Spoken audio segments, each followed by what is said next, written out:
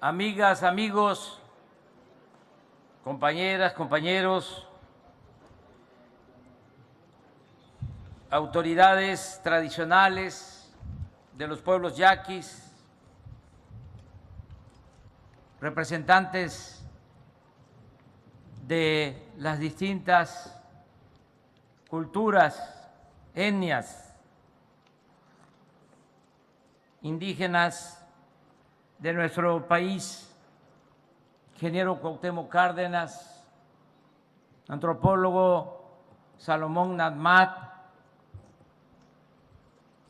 ciudadano gobernador de Sonora, Alfonso Durazo, amigas, repito, amigos todos. Durante los 34 años del Porfiriato, de 1876 a 1911, las comunidades indígenas padecieron la más brutal represión que se haya registrado en la historia de México.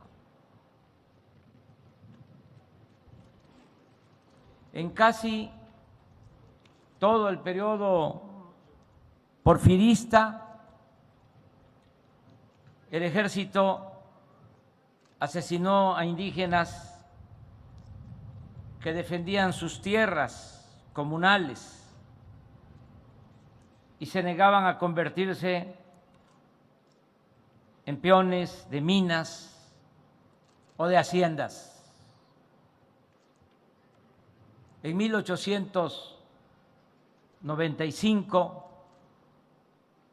Porfirio Díaz mandó a desalojar a los totonacas de sus comunidades cercanas a Papantla, Veracruz, con la intención de hacer valer una adjudicación de supuestos terrenos nacionales a favor de su suegro, Manuel Romero Rubio. Este infame operativo consistió en el envío de soldados de línea que, según John Kenneth Turner, mataron a unos 400 indígenas, incluyendo mujeres y niños.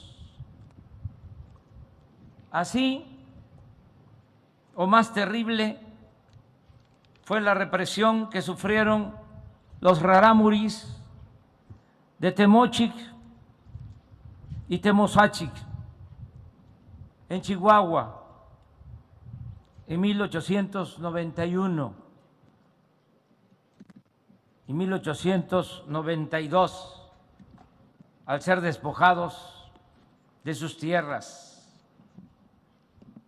De igual manera, durante muchos años se mantuvo una cruel guerra de exterminio contra los mayas de la península de Yucatán y los yaquis, mayos y seris en Sonora, con justificaciones racistas.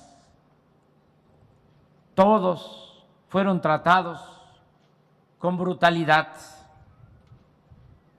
Para las élites porfiristas de entonces, los pueblos indígenas simplemente significaban un obstáculo que impedía la modernización del país. El hacerles justicia a los yaquis, comentó un veterano de esa guerra, perjudicaba el progreso material de la nación. Cometiendo una injusticia, decía, se favorecía el progreso. Y el gobierno optó por lo segundo, es decir, por el progreso sin justicia.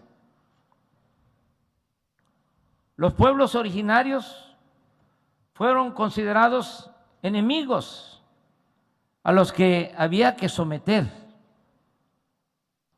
o destruir. En cada uno de sus informes, en ese entonces semestrales, Porfirio Díaz rendía cuentas sin recato alguno de ese deplorable propósito. Por ejemplo, en abril y septiembre de 1900 habla de la rebelión de los yaquis, mayos y mayas, y expresa que han sido redobladas las medidas militares. El diputado Justino Fernández, que contesta el último informe de ese año, asegura que pronto terminará,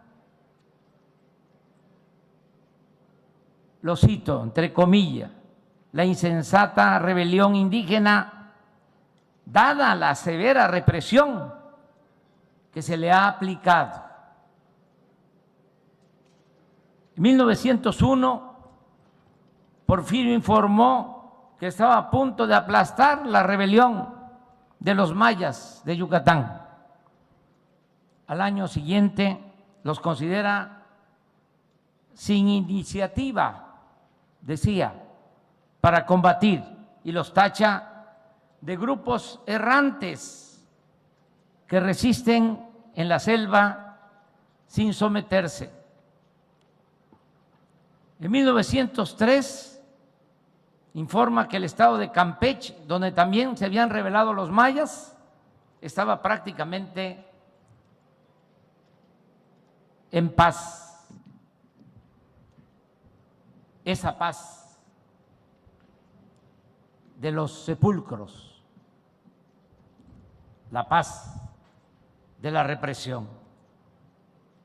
En cuanto a los yaquis de Sonora, en 1902 dice que siguen resistiendo a pesar de la represión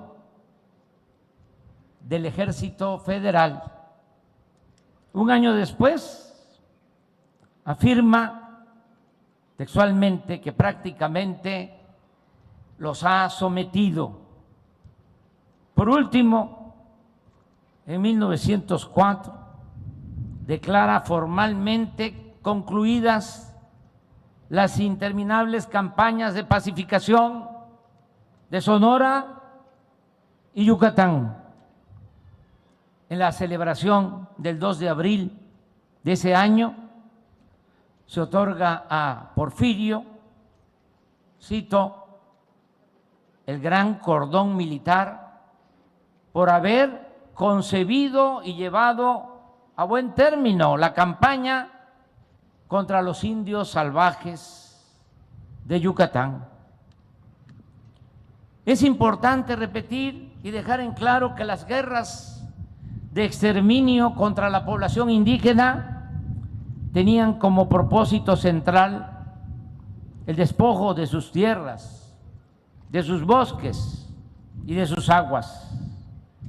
Así lo expresa el mismo Porfirio cuando en 1902 justifica la creación del territorio federal de Quintana Roo, hoy estado de Quintana Roo, sobre una extensa porción del estado de Yucatán, diciendo con toda crudeza, lo cito, que esa espaciosa zona del suelo mexicano, conquistada palmo a palmo a las tribus rebeldes que de ella se habían adueñado, se iban a entregar a la benéfica, estoy citando, influencia de los capitales. En la visión del dictador, los territorios donde vivían los indígenas desde tiempos inmemoriales no les pertenecían.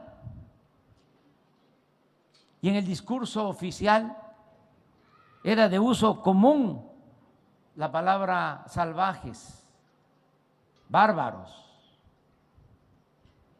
con esa concepción racista que se padece desde la llegada de los invasores españoles. También en los documentos oficiales, en los discursos, se repite una y otra vez la palabra represión. Las llamadas campañas contra los mayos y yaquis fueron en realidad una segunda conquista, no menos brutal que la de 1521. Una vez más, los bárbaros eran quienes con el uso de la fuerza despojaban y trataban como extraños a los dueños originarios de las tierras mediante una guerra cruel y dispareja para la cual el régimen adquirió las más sofisticadas armas de la época. En la obra El Porfiriato, la vida social, dirigida por Daniel Cosío Villegas, se afirma, sin considerar la represión de los mayas, cito, que el gobierno federal empleó 4,800 soldados contra los yaquis y 3,000 contra los mayos, o sea, la cuarta parte del Ejército Nacional de ese entonces.